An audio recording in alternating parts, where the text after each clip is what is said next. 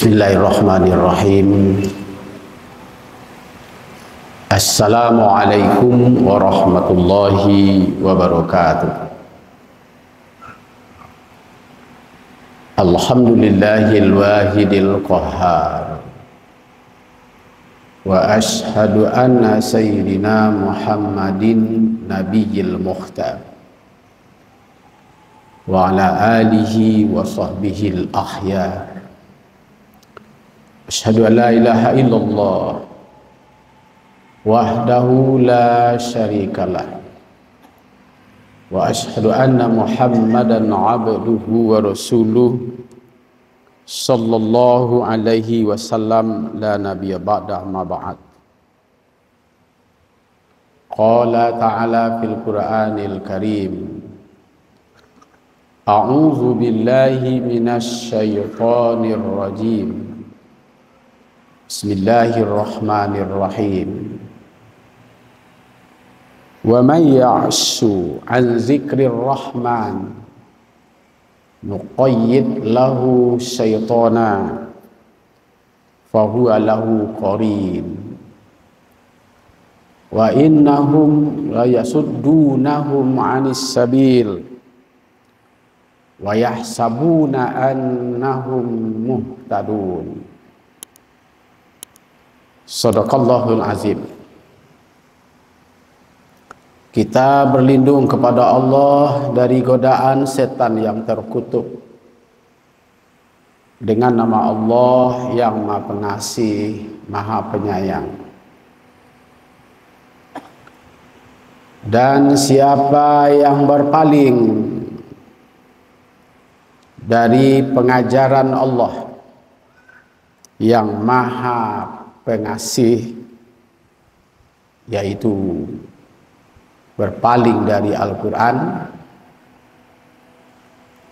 kami biarkan setan menyesatkannya, dan setan itulah menjadi teman hidupnya. Dan setan-setan itu benar-benar menghalang-halangi mereka dari jalan yang benar, sementara mereka mengira bahwa mereka mendapat petunjuk.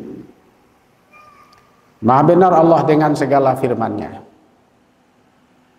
Yang kita hormati pengurus masjid, yang kita hormati bapak-bapak, ibu-ibu yang dimuliakan oleh Allah Ta'ala, kita bersyukur kita hadir di Masjid Syekh Ahmad Khatib Al-Minangkabawi ini untuk melakukan sholat berjamaah bersama-sama. Salawat dan salam buat junjungan kita Nabi besar Nabi Muhammad sallallahu alaihi wasallam. Allahumma salli ala sayyidina wa maulana wa nabiyyana Muhammad sallallahu alaihi wasallam. Bapak Ibu, kita sekarang berada pada tanggal 17 Agustus 2024, merupakan hari kemerdekaan Republik Indonesia yang ke-79, yang oleh para mujahid, para mujahadah, para mujahidin, pejuang-pejuang kemerdekaan dari kalangan ulama, cerdik pandai, para cendekiawan, dari awal kemerdekaan ini sebenarnya adalah atas rahmat Allah Tuhan yang Maha Esa. Tanpa bantuan Allah, agaknya kemerdekaan belum tercapai secara hakikat. belum tercapai sesuai dengan yang kita harapkan. Maka tema kita hari ini adalah memerdekakan diri dari setan. Bapak-bapak, ibu hadirin yang saya hormati,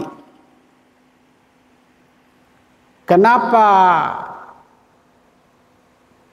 kemerdekaan itu dimaknai atau diterjemahkan dalam bahasa Arab dengan istiqlal? Yang kalau kita terjemahkan ke dalam bahasa kita adalah bebas. Membebaskan diri dari ikatan. Membebaskan diri dari tekanan-tekanan. Membebaskan diri dari intervensi yang datang dari luar diri manusia. Ketika dia berada pada posisi kebebasan itu, maka dia disebut merdeka.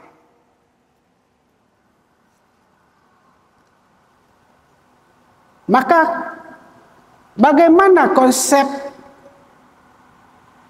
tentang kemerdekaan itu yang dituangkan oleh banyak ayat di dalam Al-Quran kepada nabi-nabi sebelumnya, Nabi Adam, Nabi Nuh, Nabi Musa, Nabi Ibrahim, sampai Nabi Isa, sampai kepada Nabi Muhammad sallallahu alaihi wasallam.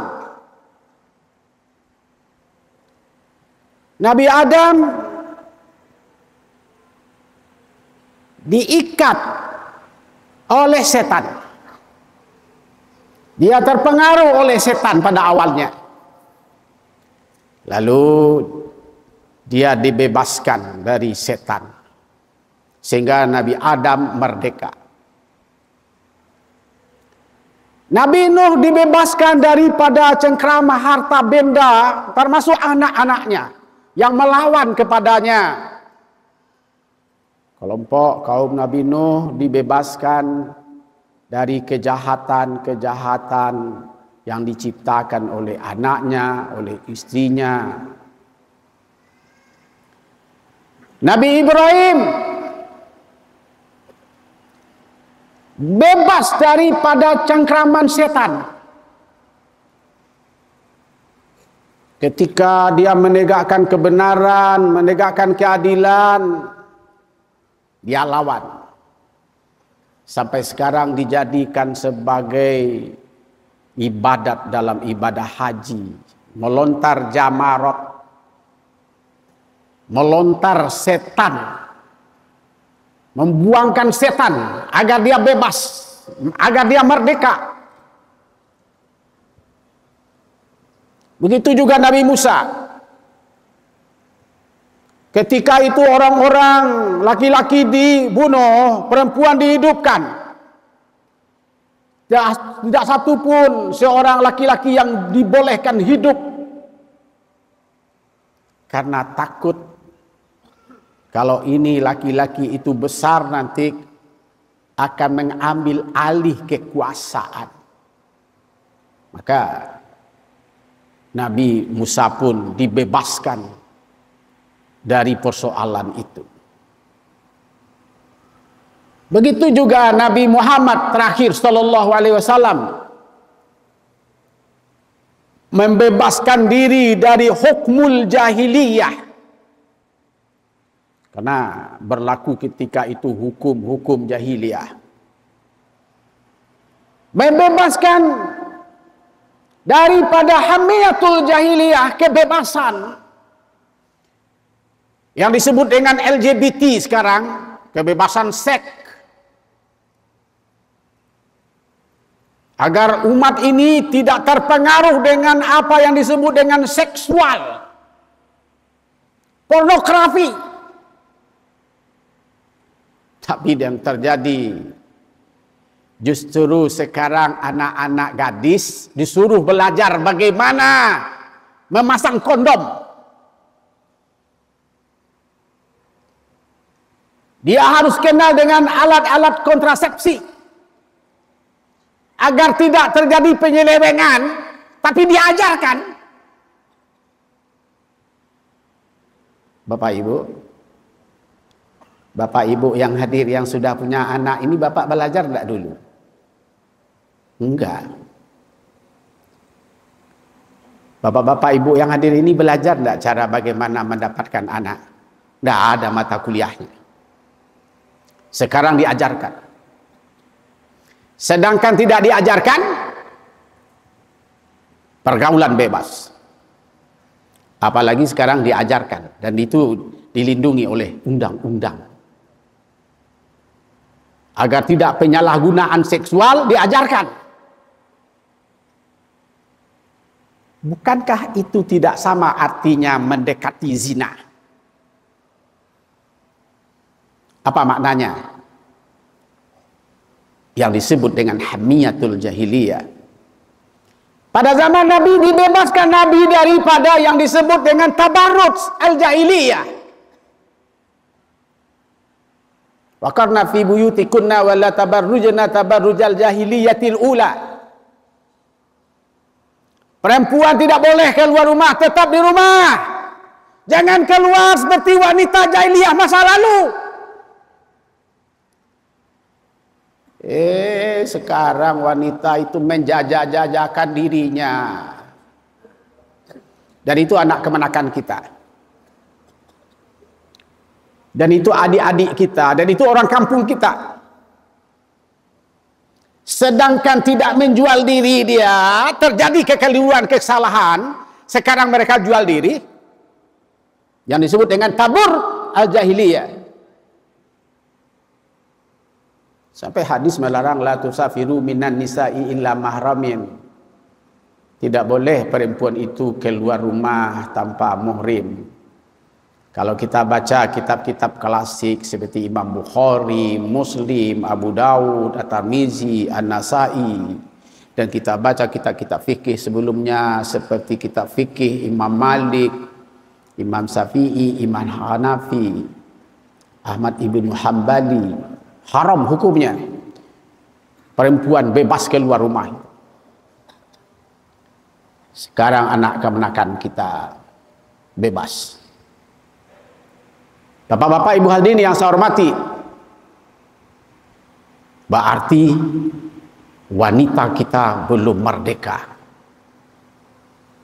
Laki-laki kita belum merdeka. Hukum kita belum merdeka. Pergaulan bangsa kita ini belum merdeka. Karena diikat oleh setan. Ada lagi yang paling menarik yang disebut dengan zonul jahiliyah. Memerdekakan diri daripada buruk sangka. Bapak, Ibu, ini hari demi hari semakin berkembang. Bahwa ketika Sumatera Barat ini menjadikan adat basandi sarak basandi kitabullah sarak mangato adat memakai yang dipimpin oleh sahabat kami Profesor Dr. Haji Fauzi Bahar Datuk Nan Sati. Apa masalahnya Bapak Ibu? Sampai sekarang cuklak juknisnya belum turun. Perdanya belum ada. Sehingga setiap nagari, setiap kampung, setiap kabupaten kota menerjemahkan. Ada yang merasa tidak aman. Ada yang belum merasa tenang dengan adat basandi sarak basandi kitabullah. Yang tidak tenang, yang tidak nyaman itu adalah orang Minangkabau. Namanya zonul jahiliyah. Padahal orang Minangkabau Islam. Adat orang Minangkabau itu Islam. Bapak-bapak, ibu hadirin yang dimuliakan oleh Allah Subhanahu wa taala. Sesuai dengan tema kita, bagaimana membebaskan kita dari setan itu, agar kita merdeka dari setan. Surat Az-Zukhruf 36-37 menyebutkan, wa may ya'su an dzikrir rahman nuqayyid lahu syaitana fahuwa lahu qarin. Siapa yang berpaling dari pengajaran Allah, dari Al-Quran, kata Allah, pastikan kami biarkan mereka dikuasai oleh setan. Konon itu kabarnya di IKN tadi, wanita-wanita yang pakai jilbab pada awalnya itu tidak boleh pakai jilbab demi kesetaraan. Itu apa namanya? Merdeka atau terikat atau terkait atau tersangkut? Maka negara ini sebenarnya secara fisik sudah merdeka, tapi sesungguhnya dikuasai kemerdekaan itu oleh setan-setan. Siapa sebenarnya yang dikuasai oleh setan itu ketika mereka tidak menjadikan Al-Quran pedomannya? Pedoman hidup bakarib bakirabat, bakorong bakampuang, badakek badampiangan, baipa babisan, babako babaki, baanak bakamanakan. Itu pedoman kita di Minang. Itu pedoman orang Islam di Indonesia. Itu pedoman manusia di dunia. Sekarang sudah tidak ada. Tawuran. Pagi-pagi kalau bapak-bapak pergi mau jalan-jalan di kota ini, itu anak-anak muda, anak-anak SMP, itu remaja-remaja bawa kayu, bawa batu, bawa parang, bawa sabit, tak jelas. Mak-mak lapor sama saya terakhir ini tidak ke masjid, Ustaz. Kenapa? Tawuran. Anak-anak berkeliaran. Berarti kita belum merdeka. Pergi sholat aja sudah tidak merdeka. Pergi ke masjid pun tidak merdeka. Bapak-bapak, ibu hadirin yang saya hormati, maka kata Allah, fahuwa lahu qarin. Maka setanlah yang menguasai. Wa innahum la yasuddunahum anis sabil. Dan setan-setan itu mencegah kita kepada kebenaran, kepada keadilan. Masa kota yang seindah ini pada Fauzi Bahar dulu togel, habis. Perjudian hilang. Ciri-ciri orang pergi ke kota terlihat pakai jilbab. Anak-anak pakai pakaian muslim dan pakaian muslimah. Asma al-Husna menjerit di sudut-sudut masjid, musola-musola. Orang datang dari luar, apa bilang dia kepada kita-kita ini? Aduh, sejuk kita di kota ini. Yang terdengar hanya asma-asma Allah. Sekarang hilang. Sekarang hilang. Tadinya hanya 21% miskin, sekarang 39% miskin. Ketika itu dibiarkan zakat. Asia Tenggara malah melakukan konsorsium zakat di Indonesia ini, khususnya dilakukan di kota Padang. Maka zakat, tidak ada orang yang miskin dikeroyok oleh orang-orang kaya ketika itu. Tapi karena sekarang kesetanan, tidak ada yang peduli dengan orang miskin, tidak peduli dengan orang fakir, tidak peduli dengan pengangguran, tidak peduli dengan tawuran. Kenapa? Wa innahum la yasudduna anis sabil wa yahsabuna annahum muhtadun. Mereka mengira mereka hebat, mereka santiang. Mereka berkuar-kuar, ini telah buat ini, telah buat itu, telah buat itu. Mana dia? Malah menjadi negara tempat di Padang ini, daerah yang carut marut.